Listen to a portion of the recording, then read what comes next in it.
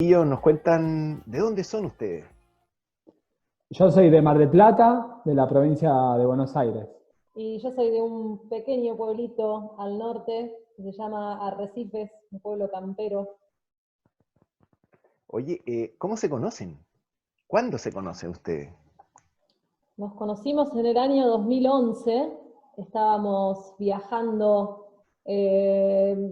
con amigos, yo estaba viajando con unas amigas, Papo estaba viajando con un amigo, y bueno, estábamos en el norte de Argentina, específicamente en Tilcara. Ahí es la primera vez que nos conocemos, y bueno, de ahí hasta el día de hoy estamos juntos. Inseparables. Oye, o sea, ¿ya eran de viajar? ¿Ya les gustaba hacer este tipo de viajes, digamos? Sí, solíamos viajar, pero nunca tan largo. Mira, sin saberlo los dos hacíamos lo mismo, trabajábamos por temporada, hacíamos la temporada de verano en Argentina, trabajábamos 4 meses, 5 meses, con ese dinero juntábamos, con el dinero que juntábamos, salíamos de viaje los otros 8 meses restantes por algún lado. Y todos los años regresábamos a hacer la temporada. Siempre regresábamos, hasta ese momento que nos conocimos, que dijimos, bueno, nos dimos cuenta que los dos compartíamos el mismo sueño de recorrer Latinoamérica, pero todo empezó queriendo llegar hasta México, de a poquito. O sea, el tiempo no nos alcanzaba. Y dijimos, bueno, volvamos a Argentina, hagamos la última temporada de verano, juntamos un dinero y ya salimos sin plan de regreso, sin plan de vuelta. Ya no regresamos para la próxima temporada, porque sabíamos que si queríamos llegar hasta México, no nos iban a alcanzar 8 meses. Iba a ser muy acelerado. Sí, que nos iba a llevar mucho más tiempo de esos pocos meses. ¿Hay algún referente, además del alma de cada uno de ustedes de querer viajar? ¿Conocen algún viajero? ¿Hay algún antecedente familiar? ¿Qué dicen sus familias cuando ustedes deciden hacer este viaje, tomar mochila e ir a México? No, referente, no hemos cruzado ninguno antes de empezar este viaje largo. O sea, ya viajando, en otros viajes hemos conocido otros viajeros, algunos, sobre todo que habían recorrido Sudamérica, no tanto hasta México. América Central. Sí, entonces, no sé, a mí me llamó mucho la atención un libro que leí de Atrapa tu sueño, de una familia, la familia Zapp. Pero bueno, ese libro fue como que me llamó mucho la atención cuando lo leí, me gustó mucho y dije, bueno, a ver, ¿por qué no? Yo también voy a salir en busca de atrapar mi sueño. Suben por el este, llegan a México y luego retornan por el oeste. Exacto. ¿Ustedes qué tipo de trabajo hacen para ir apoyando, para ir que sea posible el viaje, digamos? ¿Cómo van generando dinero en el viaje? Bueno, nosotros en ese primer viaje, digamos que en esos primeros 3 años, más que nada íbamos haciendo artesanías y vendiendo artesanías, haciendo malabares, y con eso íbamos solventando el viaje. Ella me enseña a hacer a mí artesanías y yo le enseño a hacer malabares. Oh, Fue un extraordinario. intercambio. Ahí nos complementamos, sí. Maravilloso. Y me imagino que la experiencia que fue de 3 años, Sí. tiene que haber sido una experiencia hermosa. Sí, la verdad que sí, con una variedad increíble, una cantidad de gente hermosa, de paisajes, de lugares, de cultura, de historia. De Latinoamérica es increíble. Sí. Y bueno, conocimos un montón de gente que después como nos fue llevando, ¿no? A otras cosas, a otros lugares, a otras experiencias. Oye, chiquillo, y hacen estos 3 años, concluyen el viaje en mochila y hay dos decisiones, así lo veo desde afuera, digamos. Primero, cambiar la manera, ahora van en bicicleta y además se van a otro continente. Porque América Latina es maravillosa, pero estamos con el mismo idioma. Claro. ¿Cómo es esa chispa? ¿Cómo viene esa nueva decisión? Bicicleta y un nuevo continente. Lo del nuevo continente lo decidimos como a mitad de viajes, donde conocimos a una persona que nos inspiró mucho. Fue un señor de Afganistán que conocimos en Venezuela. Fue nuestra gran inspiración para ir pensando en ese nuevo continente, en algo tan desconocido para nosotros. A ver, para nosotros el sueño había sido, bueno, vamos a hacer Latinoamérica, y ya. Cuando empezamos a viajar y vas conociendo gente, y te va agarrando como ese bichito de, bueno, ¿y después a dónde? Es como que ya no sentís que va a terminar, no querés que termine.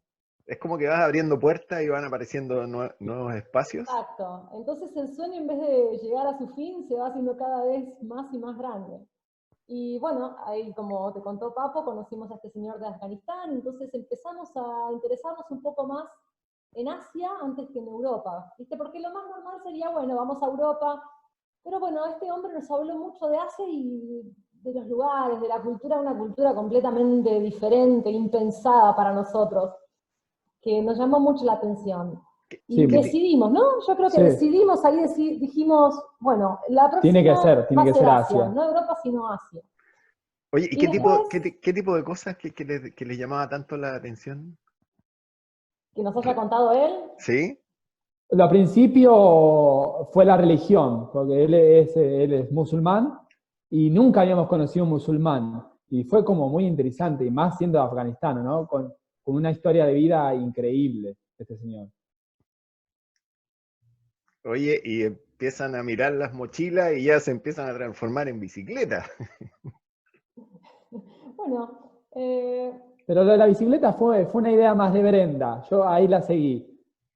pero bueno, también tuvimos un referente con la bicicleta. Ahí sí que conocimos a un chico cuando veníamos bajando de México, ya estábamos por cruzar de Panamá a Colombia. ¿Mm?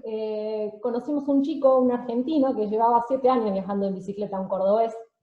Y bueno, y él fue como, mira, vas en bicicleta, se puede en bicicleta. Se puede de otra forma. Qué bueno. Y no sé, como que a mí me llamó la atención, dije que como que era algo que nos faltaba. Si bien estábamos viajando y era muy bonito y todo, viajar en bicicleta te da algo diferente.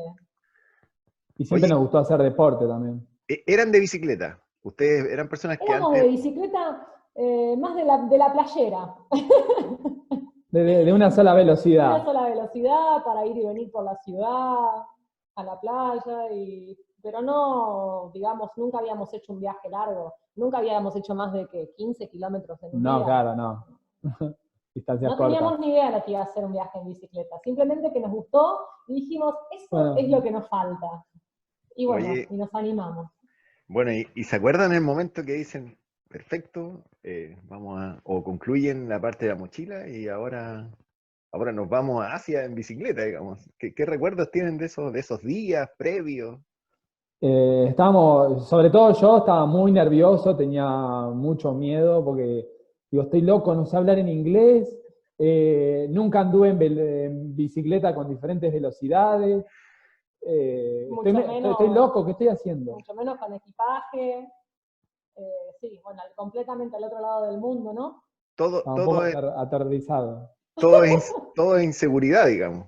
Claro, no, claro. Todo era un signo de interrogación.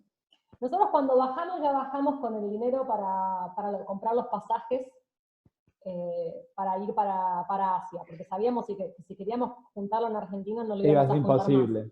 Más. Entonces ya cuando volvemos a Argentina, volvemos con la idea de, bueno, vamos a irnos para Asia. Ahí, bueno, investigamos un poco cuál era la época que era más conveniente para llegar, para por la lluvia. La lluvia y los tifones, ¿no? Que son en el sudeste asiático sobre todo. Y bueno, y compramos el pasaje al destino más barato que conseguimos, que fue Tailandia. Entonces, sin saber, dijimos, bueno, un país de Asia, ¿cuál es el más barato? Ahí vamos. Entonces nos mandamos, yo ya tenía mi bicicleta, pero que bueno, durante todo ese viaje de esos 3 años había estado parada en el garage, nadie la había usado. Me fui con esa bici, Papo no tenía bici, así que dijimos, bueno, nos bajamos a Tailandia y compramos una bici allá. Papo, ¿te fuiste sin bicicleta? Me fui sin bicicleta, sí, porque no sabíamos si en el aeropuerto íbamos a tener que pagar por la bicicleta, por el transporte. Así que, bueno, decidimos ir sin bicicleta. Finalmente no tuvimos que pagar la bicicleta, pero bueno, por las dudas, ¿viste? A veces es más caro pagar la bicicleta que comprarse una nueva llegando al país de origen. Sí, oye, bueno, cuéntame, llegan a Tailandia son dos, pero son una bicicleta, ¿no? Con una sola bicicleta. Dijimos, bueno. Partamos por eso. Estamos en el medio de Bangkok. Este día no me lo olvido más. Llegamos a la capital de Tailandia, Bangkok, con un calor terrible. Digo, bueno, ahora la bicicleta. ¿Dónde consigo una bicicleta? Estábamos, claro, imagínate, en un lugar todo el mundo hablando tailandés, por ahí inglés, pero nosotros inglés nada, fue como volver a recordar lo que habíamos tratado de aprender en el colegio, o más bien lo que la profesora había tratado de enseñarnos. ¿Y cómo lo hacen? ¿O qué empiezan a hacer para encontrar una bicicleta?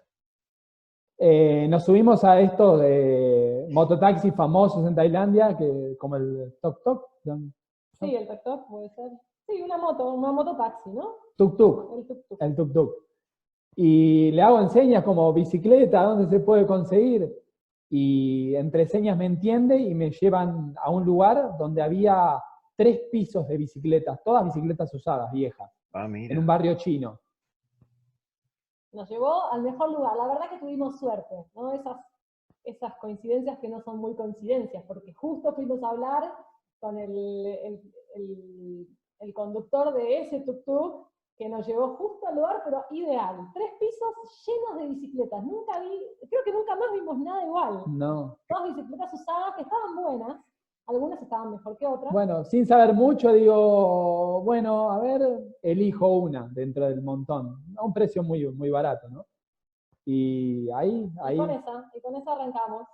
Y al principio, bueno, teníamos unas alforjas, que son estas mochilas, ¿no? Que se usan para poner en los portaequipajes de la bicicleta. Conseguimos unas alforjas muy sencillas, de tela. Los primeros días que llovió bastante, se nos empapó todo. Sí, tuvimos un comienzo Las primeras triunfal. lecciones, ¿no? Después, bueno, al principio con bolsas de consorcio conseguíamos cubrir todo de la lluvia.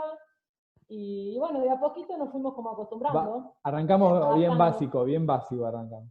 De a poco aprendiendo todo, no sabíamos nada, nunca habíamos viajado, nunca habíamos agarrado antes una bicicleta con todo el equipaje. O sea, la primera vez que nos subimos a la bicicleta sentimos todo ese peso y yo dije, wow, No, no sé si voy a esto es poder hacer imposible. esto. ¿Cómo voy a hacer esto?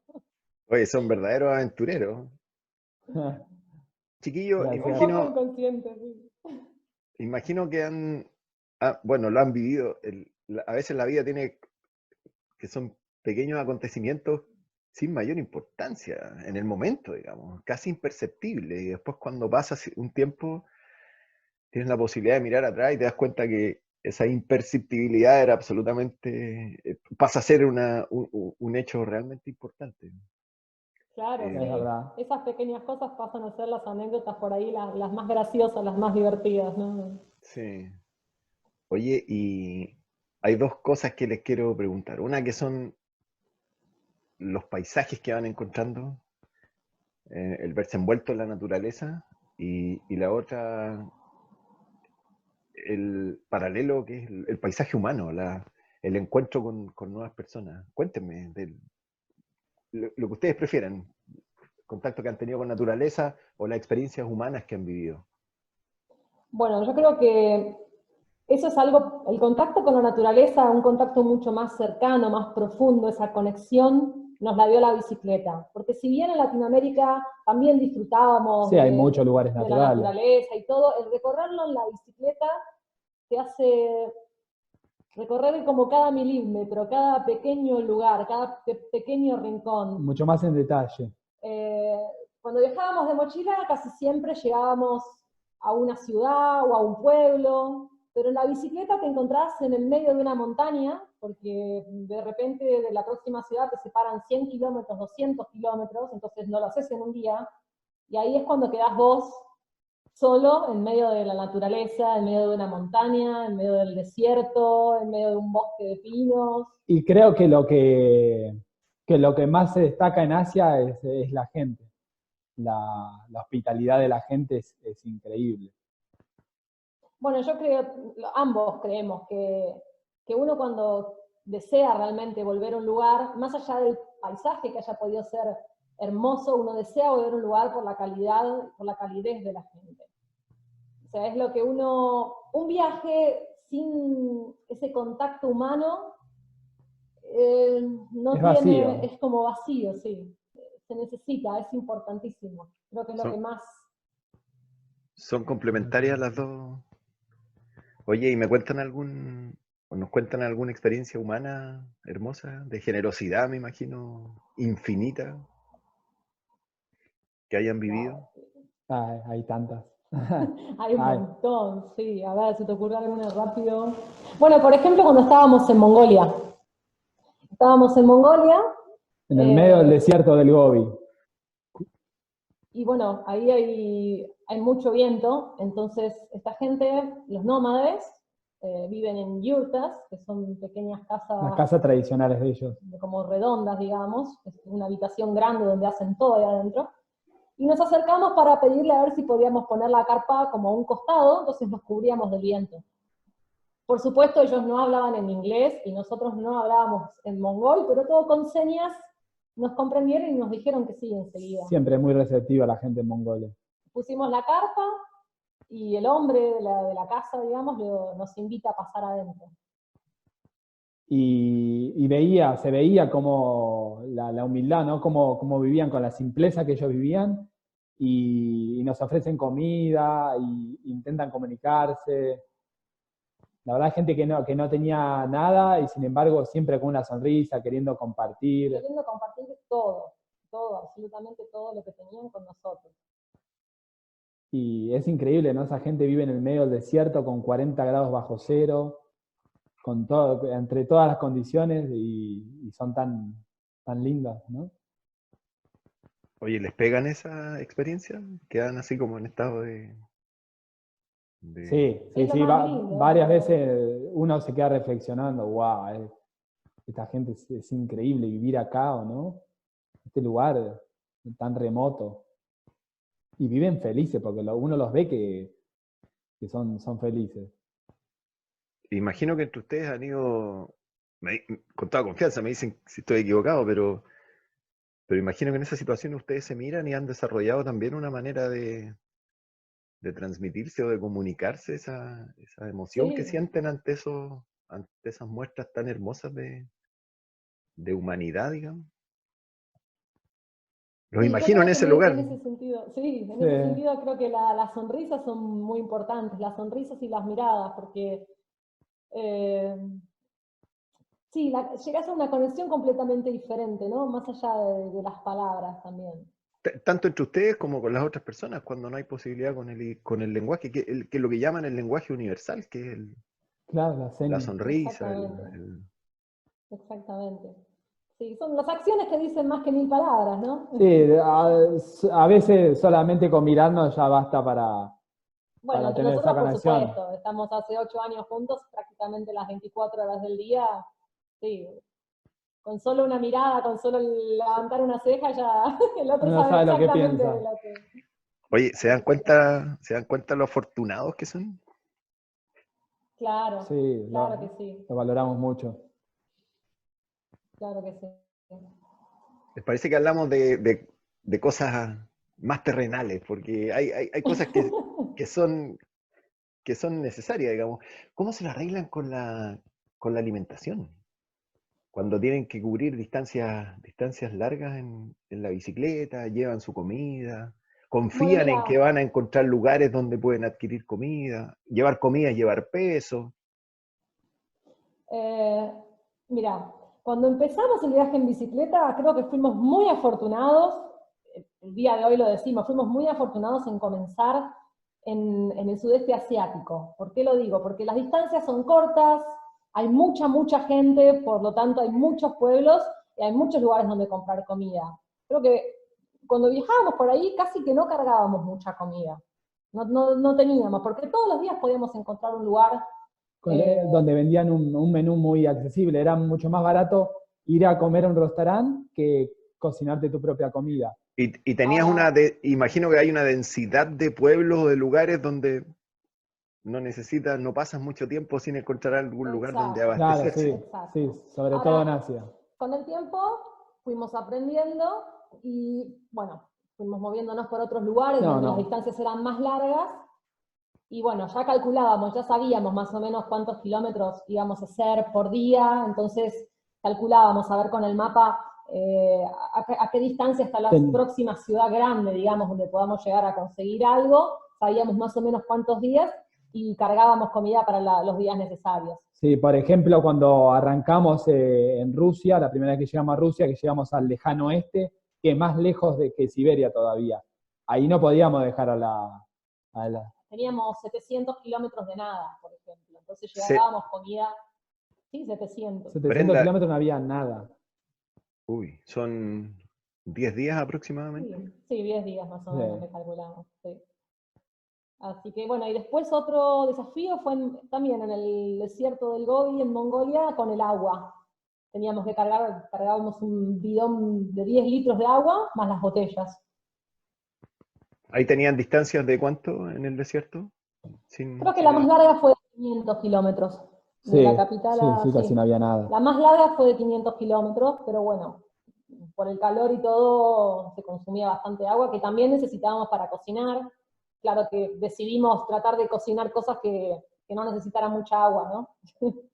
Así nos ahorrábamos el agua. Pero bueno, 2 veces nos hemos quedado sin agua, recuerdo en el desierto, pero en Kazajstán, y levanté levanté una botella a unos autos que venían, y frenaron 3 autos, no uno, frenaron 3, Ahí a darme un montón de agua, la gente... Ahí otra vez la hospitalidad de la gente, sí. Que está siempre presente en todos lados, la verdad, en la mayoría de los lugares, podemos decir que la hospitalidad de la gente. Hay una pregunta que nos hacen mucho y es si no tienen miedo y no les parece que es peligroso, que les puede pasar algo. Y si te soy sincera, creo que me sobran los dedos de una mano para contar las experiencias malas, y las experiencias buenas son tantas que no perdí la cuenta. ¿Alguna caída que les haya producido alguna lesión? ¿Algún desperfecto en la bicicleta? ¿En algún lugar donde no había, en estas distancias que me dicen? ¿La aparición de algún animal peligroso? ¿O alguna experiencia también con algún humano que no haya sido del todo buena, digamos? Un accidente tuve una vez en Vietnam. Venía pedaleando y hay muchísimas motos en Vietnam. Es una locura de motos. Y bueno, venía en verde, veo el semáforo en verde continuo y se me cruza una moto y freno de golpe y salí volando. No lo choqué, pero salgo volando. Y me golpeo la rodilla y el dolor me sigue por 2 o 3 meses. Uf, harto tiempo. Porque no pude parar, no pude descansar y se me terminaba el tiempo de visa y tuve que seguir y nunca pude descansar bien. Y sí que me dolió como 3 meses, me siguió. Después, en cuanto a algún accidente con las bicicletas, bueno, no accidente, pero sí que se nos haya roto algo de las bicicletas y que nos haya dejado varados, digamos. Me acuerdo de una en Japón, que se me rompe la bicicleta a mí, el hangar, es un repuesto, ¿no? Donde va enganchada, digamos, la cadena al cuadro. Bueno, la cadena no, las coronas atrás del cassette. Le dicen uña también en Latinoamérica. ¿Ya? Sí. Tiene varios nombres, por eso no sé. Pero bueno, un repuesto muy difícil de conseguir porque cada cuadro de bicicleta es muy particular. Y terminamos caminando 1 día y medio hasta llegar a una bicicletería. Caminando. Sí, era medio montañoso, así que la empujaba. En las bajadas me empujaba. No, las subidas caminábamos, en las bajadas me empujaba y ahí íbamos. Pero frustrante caminar tanto. Oye, y cuando les pasa ese tipo de cosas, porque están en una vibración especial ustedes, digamos, cuando pasan esas cosas, ¿lo toman, se ríen, lo toman como un juego? ¿O hay momentos que realmente se ofuscan por eso, digamos? ¿Tienen Hay momentos complicados. Esa como pasión, digamos, de decir, pucha, que me pasó esto, y estáis en un paisaje maravilloso y estáis reclamando porque se te rompió, no sé, una parte de la bicicleta? ¿Les pasa eso, digamos? Sobre todo yo pierdo la paciencia mucho más rápido con esas cosas. Pero en algún momento lo conversan y dicen,